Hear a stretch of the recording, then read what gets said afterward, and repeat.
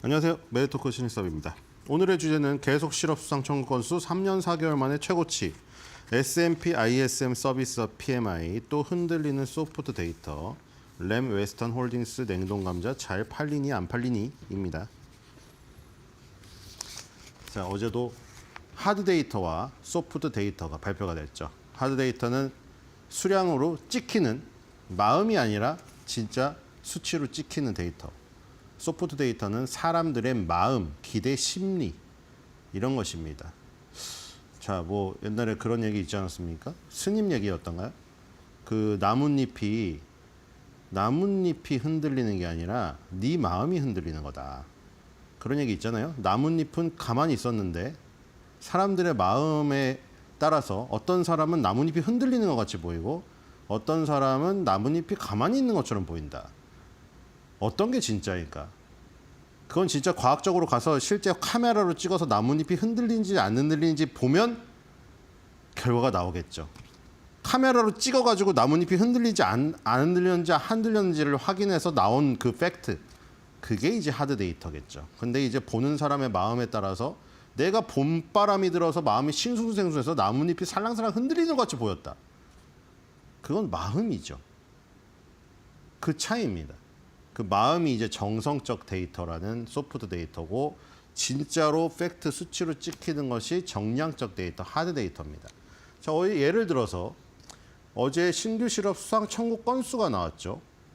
이거는 실업자가 되어 혹은 2주 연속 실업자여서 내가 노동청에 가서 나 실업자입니다 하고 수당을 청구해서 수당을 받아먹은 겁니다.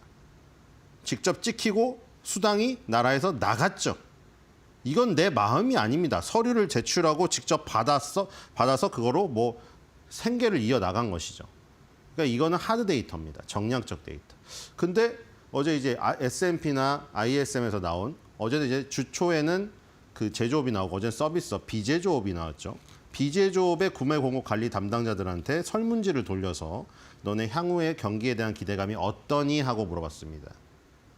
그게 수치로 나온 게 아니라 어떠니라고 물어봤죠. 그렇기 때문에 어떤 사람은 좋다고 대답했을 것이고, 그렇죠? 어떤 기업의 구매공급 관리 담당자는 향후 기대감이 너무 좋았고 자기의 회사가 잘 되니까, 그리고 내가 구매 공급을 담당하고 있는데 회사가 너무 잘 되니까 뭐 물품을 구매를 많이 했다. 그러면 마음이 좋겠죠. 향후 기대감이.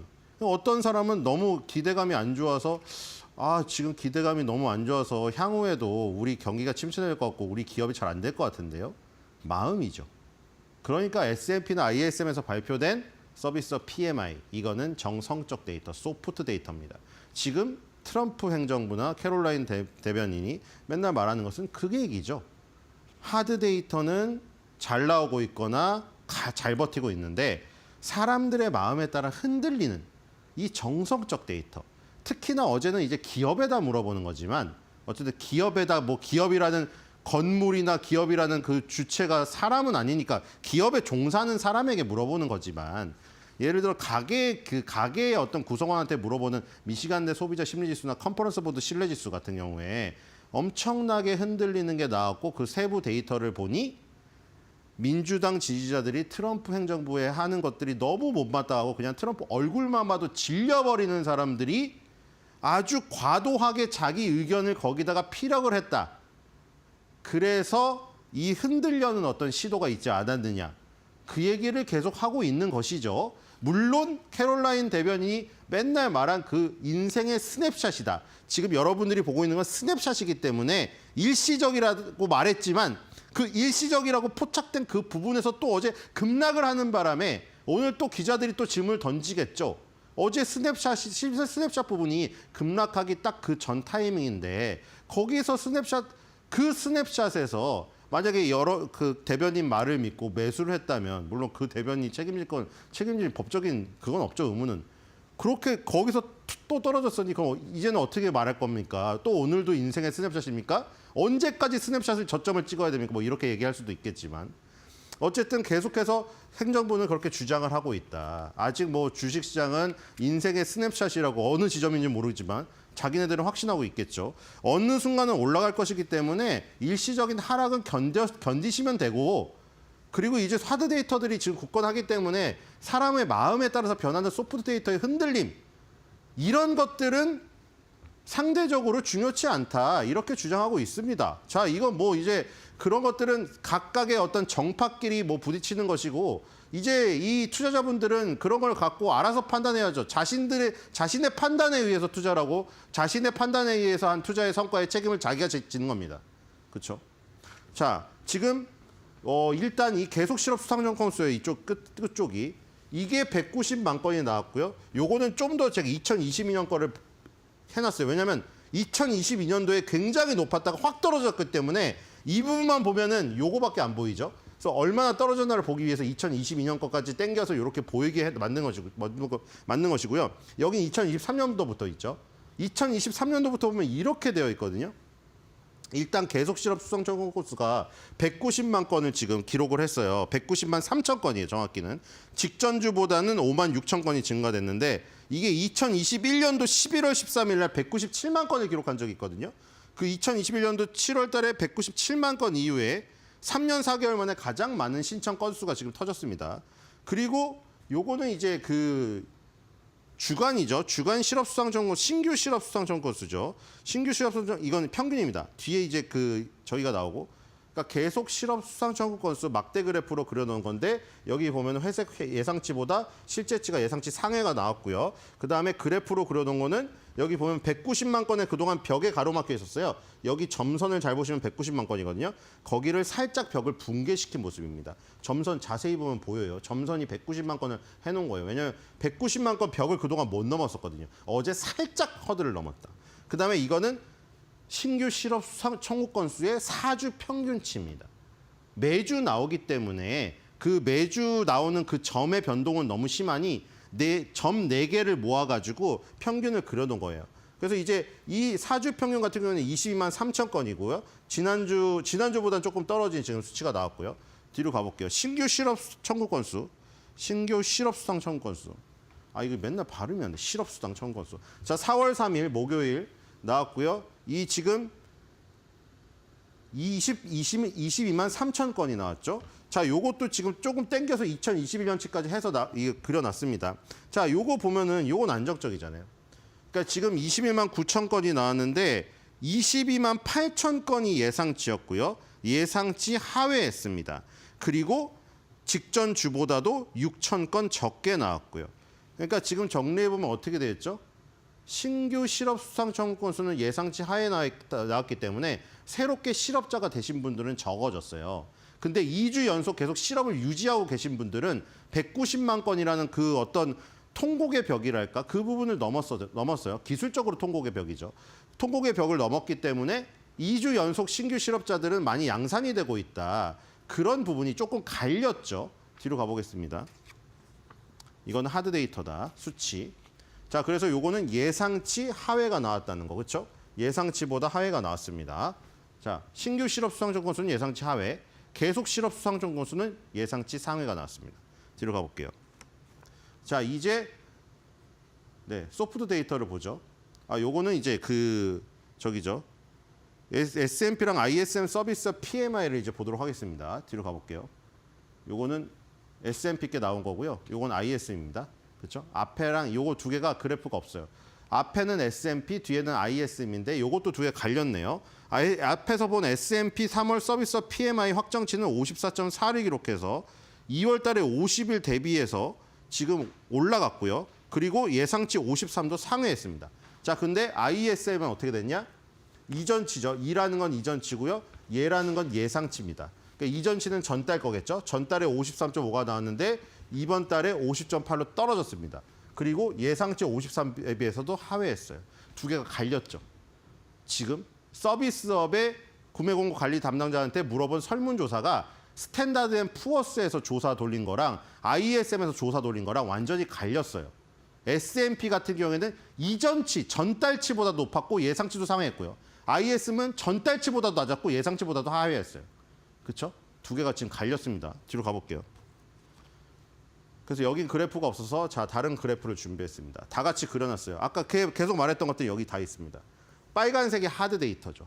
그러니까 신규 실업 청구 건수라던가 이번 주 이제 금요일 날 오늘 발표가 되는 가장 중요한 노동부에서 발표되게 되는 비농업 취업자 수 이런 것들 수치가 딱 찍히는 것들 그게 하드 데이터예요. 지금 하드 데이터는 좋아지고 있는 모습이 보이죠. 꺾여서 확 올라가고 있잖아요. 근데 이제 이 사람의 마음에 따라 변하는 소프트 데이터들이 혼란스럽다는 겁니다. 여기도 이제 어제 갈린 걸 얘기 드리는 거죠. 초록색 S&P. S&P가 이제 뭐 나라별로 나오기 때문에 US라고 이렇게 찍히면 그게 스탠다드 앤 푸어스 거라고 했죠. 스탠다드 앤 푸어스에서 발표된 거는 치솟아서 54.4가 나왔습니다. 아까 말한 대로 전달치 대비해서도 좋고 예상치도 상회했어요. 근데 똑같은 설문지인데 설문지가 똑같다는 건 아니고 서비스업에서 PMI의 대표적인 두 개인데 이 지금 ISM은 꺾여 내려가서 50.8을 겨우 기록했단 말이죠. 기준이 50이기 때문에 50 미만으로 내려가 버리면 경기에 대한 기대치, 자신감이 떨어진 겁니다. 50 위는 유지했지만 떨어져 버렸던 거죠. 그래서 이제 보시면 이렇게 격차가 이렇게 벌어져 버린 것이죠. 이렇게 격차가 벌어졌으니 그럼 이제 우리가 어떤 걸 따라가야 되는 거냐 이거죠. 하드 데이터가 좋아진 것을 그대로 마음이 따라가는 스탠다드 앤 푸어스 걸 볼 것인지 ISM의 중요도가 높다고 해서 ISM이 떨어졌으니 이 좋아지는 하드 데이터를 무시하고 이 ISM의 사람들의 마음을 보고 평가를 해야 되는 것인지 이렇게 지금 혼란스러운 상황이 벌어진 것이죠. 뒤로 가보겠습니다. 이제 다 모아놨습니다. 제조업, 서비스업 이제 다 나왔죠. 4개가 나오게 되겠죠. 그러면 그렇죠? 스탠다드 앤 푸어스 ISM에서 각각 제조업과 서비스업의 PMI를 발표하니까 총 4개가 나오겠죠. 이제 주초랑 중후반에 나온 거를 다 모았죠. 다 모으면 어떻게 됩니까? 여기는 이제 초록색, 빨간색이 이 두 개씩 그려놓은 거예요. 그래서 여기 위에는 S&P, US라고 돼 있으니까 스탠다드 앤 푸어스, 여기는 ISM 겁니다. 스탠다드 앤 푸어스 서비스업 54.4로 치솟았죠. 자, 제조업은 50.2로 떨어졌습니다. 물론 기준이 50이기 때문에 S&P는 결국 둘 다 제조업, 서비스업이든 50 이상이어서 둘 다 경기 확장을 가리키지만 제조업은 떨어진 반면에 서비스업의 자신감은 올라갔다는 것이고요. 자, ISM은 어때요? ISM은 제조업이건 서비스업이건 다 하락을 했습니다. 그리고 제조업은 50 미만으로 떨어졌어요.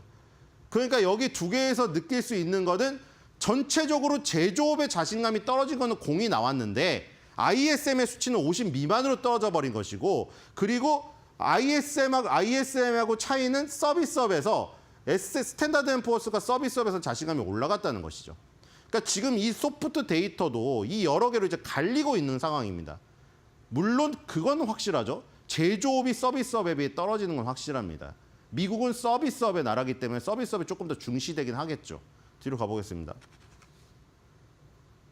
자, 실적 발표드립니다. 워낙에 매그니피센트 7이라던가 워렌 버핏이 갖고 있는 그런 기업들이라던가 버크셔에서의 그런 기업들이 중심이 되기 때문에 눈에 띄는 기업들은 없습니다. 근데 여기서 오늘 볼 것은 한번 램 웨스턴 홀딩스 한번 보도록 하겠습니다. 그렇죠? 뒤로 가보겠습니다. 자, 2025년도 3분기 실적 발표네요. 자, 매출액이 4% 증가했습니다. 1.52 빌리언 달러 나왔고요. 순이익은 플랫이 나왔습니다. 그리고 주당 순이익은 1.03 달러로 플러스 2%. 여기까지 다 좋네요. 자, 논 GAAP 일회성 비용을 제거해주면 일회성 비용일 수도 있고 수익일 수도 제거해주면 마이너스 8% 1.10 달러 나왔습니다. 자, 일단 매출액이 늘었고요. 주당 순이익이 증가를 했죠. 물론 일회성 비용을 제거해주자 마이너스가 났지만 어쨌든 매출과 순이익단에서 일단 증가가 됐고요. 노스 아메리카와 그다음에 인터내셔널 아주 간단하게 나눠졌습니다. 왜냐하면 이 회사의 아이템이 그냥 냉동 감자튀김에 올인되어 있기 때문이에요. 그래서 그냥 지역별로만 나뉘어 있고요. 미국이 64.9, 다른 나라가 35.1입니다.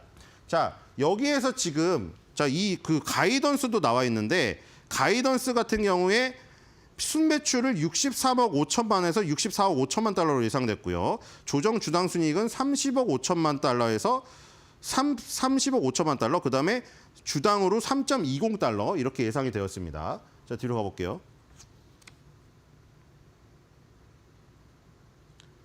자, 냉동 감자튀김 전문이고요. 우리 맥도날드나 파파이스에 들어가는 냉동 감자튀김 다 이 램 웨스턴 홀딩스에서 제공을 하고요. 자, 합리적인 성장 잠재력과 함께 좋은 가치를 갖고 있다. 자, 좋은 가치를 갖고 있지만 시장에서 인기가 없다는 걸 뜻할 수도 있다고 말씀을 드렸죠. 자, 미래 실적 기대감이 상당히 좋습니다. 재무제표도 괜찮고요.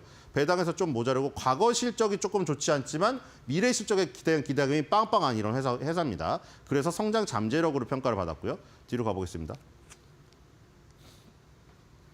자, 컨센서스는 62.67이네요. 15.73%만 오르면은 목표가에 도달되게 됩니다.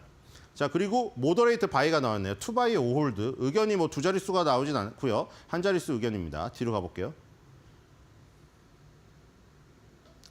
자, 일단 실적 발표가 그 매출이 좋았고 순이익단이 지금 올라왔기 때문에 갭 상승이 나왔습니다. 그래서 지금 보시면 51선을 돌파한 모습이죠. 이게 보라색 같이 생긴 게 20선이고요. 그 다음에 이게 50선, 조금 흐린 게 200선입니다. 일봉, 주봉, 월봉으로 따져야 되니까 일봉에서는 뒤에 2를 붙이면 될 것이고, 그렇죠? 21, 51, 201. 그리고 똑같은 선인데 주봉에서는 뒤에 주 붙이면 되고 월에서는 월 붙이면 되겠죠. 자, 그래서 51선을 지금 돌파해서 갭 상승이 나왔고 십자봉 형태로 마무리된 상태입니다. 이제 뒤로 가볼게요. 역시 실적 발표에 그 민감하게 반응한 모습이고요. 자, 주봉으로 봤을 때는 답답한 모습이 여기 보라색으로 잘 보이진 않을 텐데 연하게 해놔서 20주선에 막혀 있는 모습입니다. 딱 거기가 60달러고요. 20주선, 50주선, 200주선. 지금 완전 역배열인 상태죠. 왜냐하면 장기적으로 하락을 해왔기 때문에 이런 모습이고요. 지금 보시면 굉장히 패턴이 일정합니다. 그렇죠? 이동평균선에 부딪힐 때마다 그렇죠? 여기서 부딪혀서 떨어지고 200주선에 지지를 받다가 여기서 떨어지니까 200주선에 저항을 받고 그리고 이제 여기 또 20주선의 저항을 또 받고 있죠. 그리고 지금은 완전히 역배열이 된 상태입니다. 뒤로 가보겠습니다. 역배열이란 거는 숫자가 거꾸로 돼 있다는 상태예요. 자, 월봉을 보겠습니다. 자, 월봉에서 지금 정말 여기가 지지된 이유가 있었군요. 그렇죠? 2020년 코로나, 2022년도, 그다음에 2024, 2025 계속 이 자리가 지금 그 지지되는 자리네요. 59달러 수준이. 여기를 깨지 않으면 박스권 상단 중단 이 부분으로 갈 확률이 지금 커 보이네요. 그렇죠? 일단 실적도 좋게 나왔으니까 2020년 코로나 밑에 지지 부분이 지지될 것을 조금 봐야 될 것 같습니다. 자, 트럼프 행정부에서 계속 주장하고 있잖아요. 지금 뭐 그 관세도 그런 얘기를 했지만 이 소득세를 만든 사람들이 좌파 정부가 들어서 가지고 부자들을 시기한 나머지 그걸 뺏으려고 소득세를 올렸다는 거죠. 그래서 나는 관세를 다시 끌어당겨 가지고 소득세를 감면해 주겠다. 이런 얘기고 지금 계속 얘기 드리는 것이 그런 지금 상황 속에서 관세를 끌어들여서 소득세를 줄여들어서 미국민이 행복하게 하는 그 과정 속에서 언제나 흔들릴 수 있고 인생의 스냅샷에 불과한 그 순간을 자꾸 확대 해석해서 주가의 불안감을 조장하지 말라고 하고 있습니다. 그러면서 아까 경제 지표에 대한 얘기도 그렇게 하고 있는 거죠. 정량적 데이터를 봐라. 사람의 마음에 따라 흔들리는 정석적 데이터는 조현병스럽다. 그거는 뭐 다른 기관에서 얘기한 겁니다만 그렇게 같은 주장을 하고 있죠. 그래서 트럼프 입장, 캐롤라인 대변인 입장에서 말을 하자면 느낄 감자입니다. 감이 튀는 것보다 감튀가 얼마나 잘 팔리는가가 포인트다.